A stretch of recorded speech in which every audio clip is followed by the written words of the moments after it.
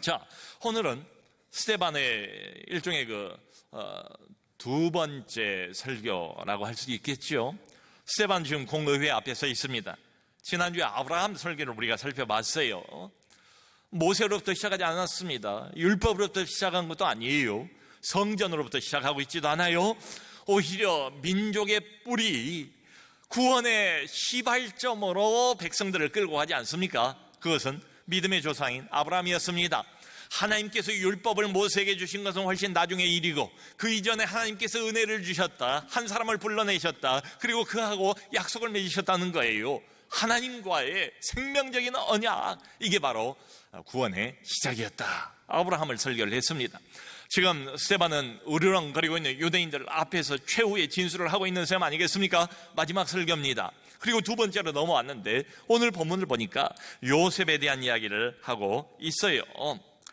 자, 여러분, 바로 이 요셉이라는 사람 생애를 우리가 알잖아요. 이 요셉의 생애를 한마디로 요약을 하라고 그런다면, 저는 주저하지 않고 하나님이 함께 하십니다, 이렇게 정의를 하고 싶어요. 그런데 의문이 생깁니다. 왜 아브라함으로부터 시작을 했으면 이삭과 야곱이 나와야 되지 않는가? 우리는 족장들 하면 아브라함과 이삭과 야곱, 이 자연스럽게 이 세 사람을 엮어서 말하지 않습니까? 그런데 이삭에 대한 이야기가 없습니다. 이삭은 창세기를 봐도 별로 많은 지면을 차지하지를 않아요. 그건 이해가 돼요. 근데 야곱은 어떻습니까? 야곱은 창세기 27장부터 35장까지 상당히 많은 지면을 할애해서 중요한 인물로 야곱이라는 이 특별한 사람을 다루고 있지 않습니까? 근데 야곱에 대한 이야기도, 야곱의 인생도 다루고 있질 않아요. 그리고 바로 요셉으로 건너뛰어버린다는 겁니다. 자, 왜 스데반이 아브라함을 필두로 꺼냈으면은 그 다음 이삭과 야곱이 나와야 하는데 그걸 건너뛰어버리고 바로 요셉을 언급하고 있는 것인가? 그 이유가 뭔가? 자, 여러분, 요셉은 특별한 모형입니다. 요셉은 하나의 상징이에요. 하나의 심볼이에요. 누구의 심볼이겠습니까? 바로 우리 주 예수 그리스도의 상징이지요. 자, 지금 스데반이 마지막 설교를 하는데 그 마음속에 가지고 있는 핵심은 누굽니까? 결국은 누구를 전하고 싶어하는 거예요? 예수 그리스도 아니겠습니까? 우리 주 예수 그리스도의 죽으심과 그리고 그의 부활을 증거하다가 끌려 잡혀서 지금 공회 앞에 선 것 아니겠습니까? 그분이 이 땅 위에 메시아이시고, 그분이 이 땅의 빛이고, 그분이 하나님의 아들로 우리 세상을 구원하기 위해서 오신 언약의 메시아다. 그걸 좀 강조하다가 여기까지 왔잖아요. 스데반이 계속해서 이 사람들에게 반복해서 강조하고 싶은 인물 하나가 있다면 바로 우리 주 예수 그리스도입니다. 그런데 구약을 보면 여러 인물들 중에서도 특별히 창세기에 요셉이야말로 우리 주 예수 그리스도를 그대로 닮아 있는 사람이에요. 그 생애가 닮아 있다고요. 이런 점에서 이 요셉은 예수님의 모형입니다. 예표라고 그렇게 흔히 말을 하죠. 자, 여기 올 때 구절을 보니까 이렇게 나왔어요. 여러 조상이 요셉을 희귀하여 애굽에 팔았더니 하나님이 그와 함께 계셔. 여러분, 요셉은 12아들들 중에 맨 밑에서 두 번째 아닙니까? 야곱이 나중에 낳은 아들이래. 그래서 특별한 사랑을 더 받았대요, 아버지에게. 다른 아들하고 달리 이 요셉은 색동옷을 입혀주지 않습니까? 그리고 요셉이 꿈을 잘 꾸어요. 어렸을 때부터 그 꿈꾼 것을 이야기를 합니다. 그러니까 형들의 미움을 받지요. 아버지 사랑을 독차지하고 있는 요셉, 그리고 혼자 잘난 척하는 것처럼 보이는 요셉, 특별한 하나님의 간섭과 감동을 어려서부터 이렇게 보여주는 그 요셉에 대한 미움, 시기심, 질투, 이런 게 있었다고요. 어느 날 들판에 형들이 있을 때 요셉이 형들에게 가지 않습니까? 멀리서 요셉이 오는 모습을 보고 저기 꿈꾸는 자가 오는도다, 눈의 가시 같은 놈, 죽여버리자, 없애버리자, 우리 눈앞에서 그냥 사라지게 만들자, 이렇게 모의를 하잖아요. 그때 유다가 나서서 그래도 이복 동생이지만 우리의 혈육이 아닌가, 저를 죽이고 우리 손에 피를 묻힌들 무슨 소용이 있겠는가, 차라리 애굽에 팔아넘기자. 그래서 미디안 상인들에게 요셉을 팔아넘기지 않습니까? 애굽의 노예로, 종살이로 요셉을 보내버리잖아요. 은전 20냥의 요셉을 팔아서 이방인인 애굽 사람에게 넘기잖아요. 여러분, 우리 주 예수 그리스도는 어떻습니까? 동족 유대인들의 거절을 당하지 않습니까? 가장 가깝게 데리고 훈련을 시켰던 제자의 배반을 받지 않습니까? 그리고 은전 30냥에 팔려서 이방인인 로마군의 손에 예수님께서 넘겨지는 것 아닙니까? 비슷해요. 예수 그리스도는 세상의 빛이지요.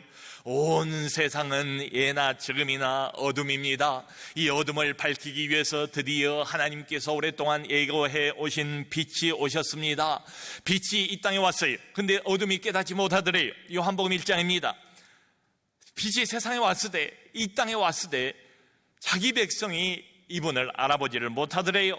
알아보기는커녕 이분을 거절하지 않습니까? 결국 십자가로 몰아넣어서 십자가에 죽게 만들지 않습니까?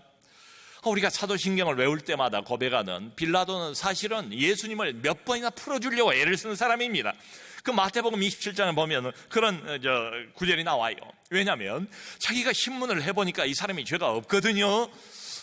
그래서 이런 구절이 나옵니다. 왜 유대인들이 종교 기득권층이 이 예수라는 인물을 자기에게 넘겼는가? 그들이 시기심으로, 질투로, 편견으로 이 사람을 넘겼다는 것을 빌라도가 알았다는 거예요.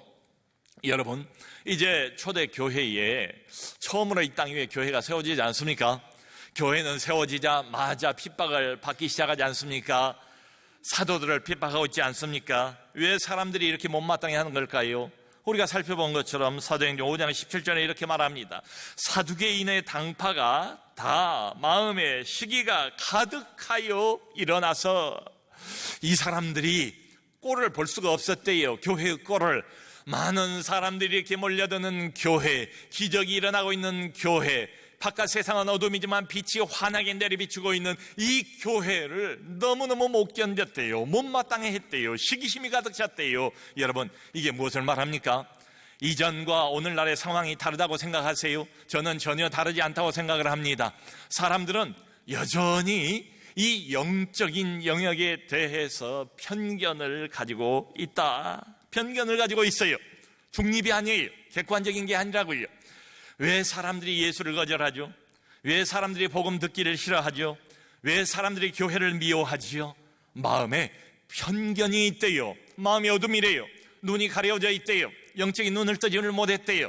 결코 사람들이 이런 것들을 객관적으로 보지 못한대요. 결코 그들의 위치가 중립적이 아니라는 거예요. 여러분, 그쪽은 어둠이고 이쪽은 빛입니다. 어둠은 빛을 싫어한대요. 어둠은 그리고 한 걸음 더 나아가서 빛을 그대로 내버려 둘 수가 없대요. 그래서 적극적으로 빛을 미워하게 돼 있다는 겁니다. 이번에 이 새생명 축제를 준비를 하면서 이런 사연 저런 사연 듣지 않았습니까? 또 많은 기도 제목을 받지 않았습니까? 형들이 요셉을 거절합니다. 같은 혈육인데 말이죠. 동족이 예수님을 거절하는 걸 우리가 보지 않습니까? 한 집안에서도 복음 때문에 서로 원수가 되는 일, 영적인 갈등 말이에요. 이 영적인 갈등이 의외로 여기저기 많이 있구나. 그리고 이 갈등이 때로는 매우 심합니다. 부부끼리도 살을 맞대고 사는 부부지만은 영적인 이런 코드가 맞지를 않아요. 이쪽은 빛이고 저쪽은 어둠이에요. 그래서 갈등이 점점 깊어집니다. 골육 친척이라 할지라도 이 영적인 문제 때문에 서로 의가 상해가지고 왕래가 벌써 몇 년 동안 끊어진 이런 가족들도 있습니다. 여러분, 이렇게 열악한 환경 속에 우리가 놓여 있다면 과연 이런 세상의 어둠을 우리가 감당할 수 있을까요? 우리 힘으로는 어림없지요. 감당하지 못하지요. 자, 그런데 여러분, 요셉을 형들이 팔아 넘겨버렸어요. 그걸로 요셉은 이제 멀고 먼 한 번도 가보지 못한 애굽이라는 나라에서 종살이로 그 인생을 마칠 수도 있지 않았겠습니까? 그게 필경 인간적으로 생각해 보면 당연한 결말이라고 생각이 돼요. 그런데 성경은 다른 이야기를 이렇게 하고 있습니다. 여기 9절 보면 이래요. 여러 조상이 요셉을 시기하여 애굽에 팔았더니 하나님이 그와 함께 계셔. 아멘. 자, 이게 중요합니다. 요셉 팔렸어요. 노예예요. 종살이에요. 희망 없어요. 여기서 인생 막 내렸어요. 젊은 나이에. 더 이상 뭘 말하겠어요. 근데 성경은 다른 요셉의 스토리를 이렇게 시작을 하는 거예요. 하나님이 그와 함께 계셔. 그러니까 여러분, 오늘날도 우리에게는 두 가지가 사실입니다. 세상은 만만치 않습니다. 세상은 어둠입니다. 세상은 여전히 복음을 거절합니다. 우리를 열악한 환경 속으로 밀어넣습니다. 그게 하나고요, 진리고 진실이고, 또 하나는 그게 전부가 아니다. 하나님이 그와 함께 계셔. 아멘. 17살 어린 나이에 요셉은 애굽으로 팔려갑니다. 그런데 13년 후에 나이 30살이 되었을 때 그는 애굽의 총리가 되지 않습니까?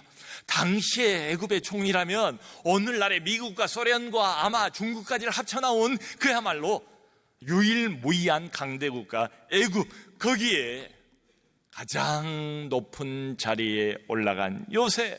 말 그대로 인생 역전, 인생 대박. 도대체 어떻게 히브리 노예였던 한 소년이 이런 일이 있을 수 있겠는가? 성경은 이렇게 말합니다. 여기 10절에 보니까요, 그 모든 환난에서 하나님이 그와 함께 계셔 건져내사 애굽 왕 바로 앞에서 은총과 지혜를 주심에 바로가 그를 애굽과 자기 온 집의 통치자로 세웠느니라. 여러분, 어떻게 이런 일이 생겼다고요? 요셉이 워낙 머리가 좋은 사람이라, 요셉이 워낙 그 능력이 출중한 사람이라, 요셉의 성실성 때문에 이런 결과가 왔다고. 그러나 암시조차도 없잖아요. 어떻게 이런 일이 가능했다고요? 하나님이 요셉에게 지혜를 주셨대요. 하나님이 요셉에게 은총을 주셨대요. 아멘. 여러분, 예나 지금이나 영적인 원리는 동일합니다. 뭡니까? 세상은 여전히 하나님을 싫어합니다. 세상은 여전히 복음 듣기를 싫어합니다. 그러나 동시에 또 하나, 뭐가 사실입니까? 여전히 하나님은 하나님의 백성과 함께 하시는 줄로 믿습니다. 여러분, 요셉의 생애만큼 이 두 가지가 뚜렷하게 드러난 사람이 별로 없는 것 같아요. 이게 바로 우리 주님의 생애하고도 똑같지 않습니까? 주님도 살아생전에 계속해서 거절을 받지 않습니까? 핍박을 받지 않습니까? 미움을 받지 않습니까? 배반을 받지 않습니까? 그 요한복음 16장을 보면 이제 마지막 때가 얼마 안 남은 것을 주님이 내다보세요. 그리고 제자들이 다 흩어져 버릴 것을 예견을 하시는 장면이 나와요. 이제 너희가 나를 홀로 두고 다 흩어질 때가 오는데 벌써 왔도다. 그러면서 뭐라고 말씀하시는가 하면, 그러나 내가 혼자 있는 것이 아니라 하나님이 나와 함께 계시느니라. 혼자가 아니래요. 이렇게 열악하고 이렇게 절망적인 이런 상황 속에 있다 할지라도 아버지께서 나와 함께 하시느니라. 아멘. 자, 여러분, 요셉의 인생이 그래서 이후로 어떻게 달라졌습니까? 우리가 잘 알고 있는 스토리 아닙니까? 보디발이라는 바로 왕의 시위대장 집으로 팔려가지 않습니까? 거기서도 얼마나 요셉이 이렇게 신뢰감을 주었던지, 금방 그 시위대장이니까 제법 큰 집 아니겠습니까? 그 집안 전체의 모든 사물을 다 맡아서 관장을 하는 관리인이 됐대요. 그러다가 보디발의 아내가 이 잘생긴 요셉을 유혹하지 않습니까? 요셉이 한 말이 기억나지 않습니까? 내가 살아계신 하나님의 눈앞에서 이런 죄를 범할 수가 없다, 도망가버려. 그랬더니 이 여자가 자기를 겁탈하려고 그랬다고 억울한 누명을 요셉에게 씌우잖아요. 그 이후로 바로 감옥으로 들어가지 않습니까? 정말로 기구한 운명이죠. 인간적으로 생각을 해보면. 근데 감옥 안에 들어가서도 희한한 사람을 만납니다. 바로 왕의 술 시중을 들었던 관원이 어쩌다 감옥 안으로 들어오게 됐대요. 근데 이 사람이 어느 날 꿈을 꾼 거예요. 포도나무를 보는데 포도나무에서 가지 3개가 나오는데 거기에 포도가 주렁주렁 아름답게 매달리더래요. 그래서 자기가 그 포도즙을 짜가지고 바로 왕에게 드렸다는 이런 이제 꿈을 꾼 거예요. 해석을 해달라고 그러니까 요셉이 그렇게 해석하지 않습니까? 바로 3가지는 사흘이라 당신이 사흘 뒤에는 원래의 직위로 복직될 것을 꾼 꿈이라고 말을 해주지 않습니까? 그 요셉 말처럼 사흘 뒤에 이 사람이 풀려나요. 다시 복직이 됩니다. 요셉이 그 전에 이런 말을 하잖아요. 당신이 풀려나면은 내가 억울하게 누명 쓰고 이 감옥 안에 있으니까 꼭 나를 기억해 주세요. 이 사람이 나가자마자 까맣게 잊어버린 거예요. 그리고 또 2년이라는 세월이 흘러간 겁니다. 이번에는 어느 날 바로 왕이 꿈을 꾸지 않습니까? 아주 흉측한 꿈이었습니다. 살찐 송아지가 7마리가 있었는데 아주 파리하게 빼빼 말른 송아지가 나타나더니 7마리 살찐 송아지를 다 먹어버리더래요. 그 다음엔 아주 살찐 잘 익은 이삭이 7개가 보였는데 아주 파리하게 병든 이삭이 7개가 나타나서 이 살찐 이삭을 다 먹어버리더래. 도무지 이게 무슨 꿈인지를 모르겠는 거예요. 뭔가 있기는 한 것 같은데 번뇌 때문에 잠을 못 잘 정도입니다. 마음에 무거움이 있습니다. 그래서 애굽의 모든 이 술사들과 현인들을 다 불렀대요. 근데 아무도 이 꿈을 해석한 사람이 없어요. 그때 바로왕 옆에서 술시중을 들고 있던 이 술 맡은 관원장이 퍼뜩 요셉이라는 꿈 해몽 잘하던 청년이 생각난 것 아닙니까? 바로왕에게 이야기를 했더니 요셉이 즉시로 새 옷으로 갈아입고 바로왕으로 나오게 된 거지요. 여러분, 인생 역전의 결정적인 순간 아니겠습니까? 이전과 이후에 요셉의 인생이 완전히 달라지는 것 아니겠습니까? 지금까지는 인생의 위기를 경험했습니다. 그런데 인생의 위기가 인생의 기회로 바꾸어지는 순간 아니겠습니까? 그런데 바로 그 결정적인 순간에 바로왕 앞에서 요셉이 뭐라고 바로왕에게 고백을 하는가? 바로가 이렇게 말해요. 젊은 청년이여, 자네가 꿈 해몽을 잘한다는 이야기를 내가 익히 들어서 알고 있는데 내 꿈을 꼭 해석해 주기를 바란다. 그때 요셉이 창세기 41장 16절 이렇게 말해요. 바로왕이시여, 내가 해석을 하는 것이 아니라 하나님께서 바로에게 평안한 대답을 하실 것입니다. 아멘. 여러분, 히브리 노예입니다. 나이도 어립니다. 일국의, 아니 거대 제국의 제왕 앞에 나왔는데 몸이 사시나무 떨도 떨지 않겠어요? 얼마나 긴장되겠어요? 얼마나 자기가 이게 작게 느껴지겠습니까? 그럼에도 불구하고 요셉이 그야말로 당당한 하나님의 사람답게 먼저 하는 말이 뭐예요? 네가 꿈 해몽을 잘하는 줄 내가 안다 했더니 먼저 꺼내드는 이야기가 내가 하는 게 아닙니다. 왕이시여, 바로 알고 들으셔야 되겠습니다. 이런 말 아니겠어요? 내가 아니라 하나님께서 바로 왕에게 평안한 대답을 주실 것입니다. 아멘. 여러분, 요셉의 생애의 특징, 하나님이 함께 하셨더라. 창세기 39장 2절을 보면 이렇게 되어 있습니다. 여호와께서 요셉과 함께 하심으로 그가 형통한 자가 되어. 어떻게 해서 요셉이 형통했는가? 요셉은 마치 마이더스의 손과 같다는 거 아니에요? 이걸 만지면 이게 금덩어리로 변하고 저걸 맡으면 저것이 대박이 나고 말이죠. 하는 일마다 잘 되는 거예요. 심지어는 주인인 보디발도 그걸 알아챘대요. 주인까지도 여호와께서 요셉과 함께 하셔서 범사에 모든 일에 형통케 하심을 보았다는 것 아닙니까? 감옥 안에 들어갔습니다. 근데 그 간수장 눈에 또 든 거예요. 간수장이 믿을 만한 요셉에게 모든 옥중의 재환 사문을 다 맡겠다는 것 아닙니까? 그러니까 밖에 나와 있을 때나 안으로 들어가 있을 때나 어디에 있든지 어떤 환경에 있든지 간에 요셉이 하는 일은 뭐든지 100% 다 잘 된다. 23절을 보면 창세기 39장에 이렇게 되어 있습니다. 그 이유를 설명을 이렇게 해요. 이는 설명이지요. 여호와께서 요셉과 함께 하심이라. 아멘. 사랑하는 성도 여러분, 요셉의 성실성이 아닙니다. 요셉의 IQ가 아닙니다. 요셉의 어떤 출중한 인간관계가 아니라고요. 그런 것에 대해서는 이런 반구 암시도 없어요. 언급이 전혀 없습니다. 뭡니까? 왜 이렇게 인생이 특별한 겁니까? 하나님이 함께 하심이라. 아멘. 여러분, 이게 무엇을 말합니까? 요셉의 인생은 하나님이 처음부터 계획하셨다. 하나님이 주도하시고 컨트롤하고 계신다. 비록 자신은 몰랐겠지만은 하나님이 인생을 걸음걸음 인도하셨다. 결국은 하나님이 구원을 이루셨다. 아멘. 자, 근데 하나님의 계획은요, 오늘 본문을 보면 요셉만 구원하시는 게 아니지요. 야곱과 야곱의 손주 손녀까지 일가 친척 모두 다 민족 전체 아닙니까? 이스라엘 민족 전체 75명을 전부 다 애굽으로 데리고 오잖아요. 애굽과 고대 근동 지방에 큰 흉년이 났을 때에 그야말로 생존이, 민족이 존폐 위기에 놓여 있을 그때에 애굽의 총리 대신을 하고 있던 요셉이 가족 전부를 다 초청을 하지 않습니까? 이 형들은 요셉을 나중에 만나요. 요셉이 처음부터 형들인 줄 알아봤죠. 짐짓 모른 척 했어요. 두 번째 만났을 때, 두 번째 다시 곡식을 얻으러 애굽에 왔을 때에 요셉이 자기를 드러내지 않습니까? 형들이야, 나는 요셉입니다. 깜짝 놀랐죠. 나는 이제 죽었구나. 우리가 팔아넘겼던 요셉, 우리가 미워했던 요셉, 죽이려고까지 생각을 했던 그 요셉이 애굽의 총리 대신이 돼서 그 높은 자리에 앉아 있으니 이제 우리는 끝났구나, 이렇게 생각을 했을 거예요. 여러분, 그런데 요셉이 형들에게 하는 말을 들어보세요. 창세기 45장 5절에 이렇게 말합니다. 형들이여, 나를 팔았다고 해서 근심하지 마소서. 하나님이 생명을 구하시려고 나를 당신들보다 먼저 이곳에 보내셨나이다. 아멘. 여러분, 요셉의 해석이 얼마나 다릅니까? 하나님이 함께 하시는 자의 보는 시각이 얼마나 다르냐고요.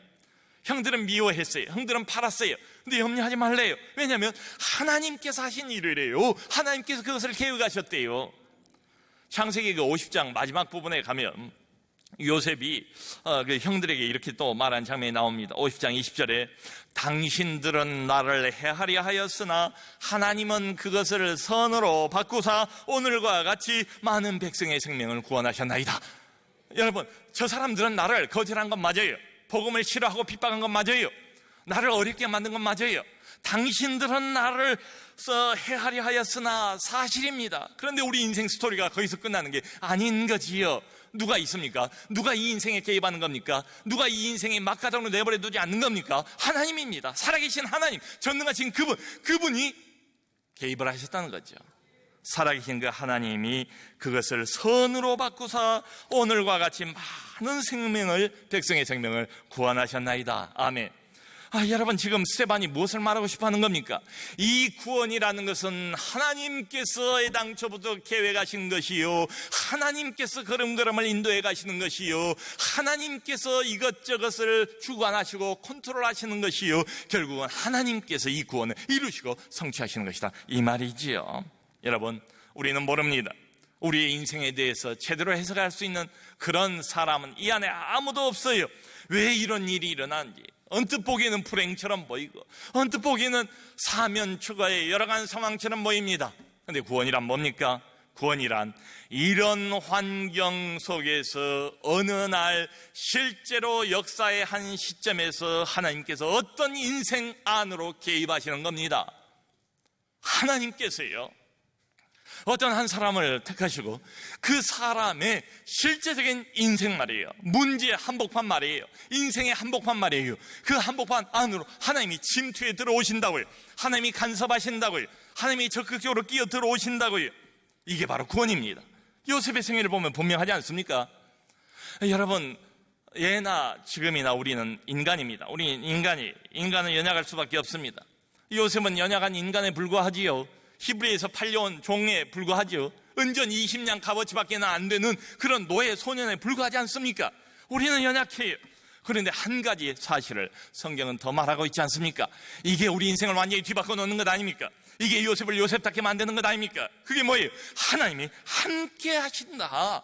하나님이 동행하신다. 하나님이 문을 여신다. 하나님이 내 인생을 붙잡고 있다. 하나님이 네가 막가닥으로 내버려두지 않는다. 그리고 결국은 하나님이 하나님의 목적인 구원을 이루신다. 그분 자신, 그분이 성취하신다. 아멘. 사랑하는 성도 여러분, 요셉의 하나님은 오늘도 동일하신 하나님인 줄로 믿습니다. 세상은 변하지 않았습니다. 그리고 하나님도 변하지 않았습니다. 우리는 어떤 경험을 하면서 이 세상을 살아갑니까? 가까운 사람들의 배반과 거절을 우리도 요셉처럼, 우리 주님처럼 경험하는 때가 있지 않습니까? 사람들의 시기와 질투를 받는 때가 있지 않습니까? 우리도 간혹 가다가 억울한 이런 소리를 듣는 때가 있지 않습니까? 억울한 누명을 쓴 때가 있지 않습니까? 심지어 잘못한 것도 없는데 감옥에 간 때도 있지 않습니까? 우리는 인생을 살아가면서 이 땅의 어둠과 맞닥뜨리면서 살아갑니다.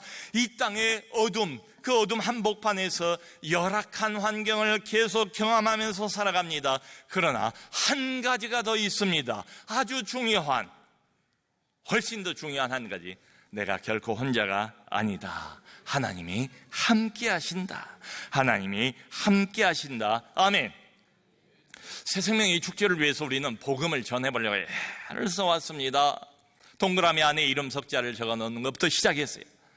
눈물을 흘리면서 그 영혼을 위해서 기도하지 않았습니까? 이게 나 좋으라고 하는 일입니까? 내가 뭐 얻어먹을 게 있다고 그 사람한테 이렇게 지극정성을 다하는 겁니까? 그 영혼을 위해서지요. 여러분, VIP, 당신의 영혼 때문에 당신은 지극히 중요한 인물입니다. 그 VIP를 극진히 우리가 모셨습니다.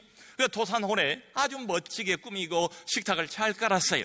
도산홀에서 이제 식사 대접을 하는데 그런 말씀을 하신 분들이 있더라고요. 이런 전도 집회는 처음입니다. 다행스럽게도 많은 분들이 찾아와 주셨습니다.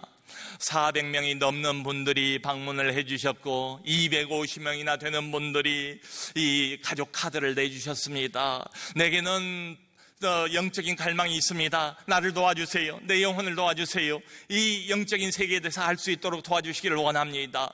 영적인 갈급함을 가지고 있는 사람들 250명이나 된 사람들이 실제로 그것을 표현했어요. 여러분, 우리는 될까 말까, 얼마나 올까, 그냥 마음이 초조하기만 하고 조마조마하기만 했는데 뚜껑을 열어보니까 결과는 이렇더라는 거지요. 우리의 힘입니까? 우리의 애씀입니까? 아니에요. 하나님이 함께 하심이라. 아멘. 하나님이 함께 하셨어요. 근데 하나님이 특별한 날 하루만 함께 하시면 안 되겠지요. 이제 어떤 의미에서는 시작입니다. 인도자 중심으로 우리가 계속해서 후속적인 이런 조치를 하려고 하는데 250명이나 자원해서 나를 도와주세요. 내 영혼을 이끌어주세요. 하나님을 나도 만나기를 원합니다. 복음에 대해서 더 듣기를 원합니다. 이렇게 원하는 사람들이 있단 말이죠. 함께 한번 함께 하셨던 우리 하나님, 계속해서 이 영혼들과 함께 해주시기를 원합니다. 여러분, 그렇게 기도해야 되지 않겠습니까? 하나님이여, 특별한 날 한번 그 영혼을 불러주신 것을 감사합니다. 그러나 거기서 끝내지 마시고 나와 하나님께서 늘 함께 하시는 것처럼 그 영혼과도 계속해서 함께 하여 주옵소서. 하나님 은혜 안에서 그 영혼이 자기 두 발의 믿음으로 굳게 설 때까지 하나님 그 영혼 놓치지 말아 주옵소서. 함께 이끌어 주옵소서. 이렇게 기도하시는 우리 모두가 될 수 있기를 주님의 이름으로 축원합니다.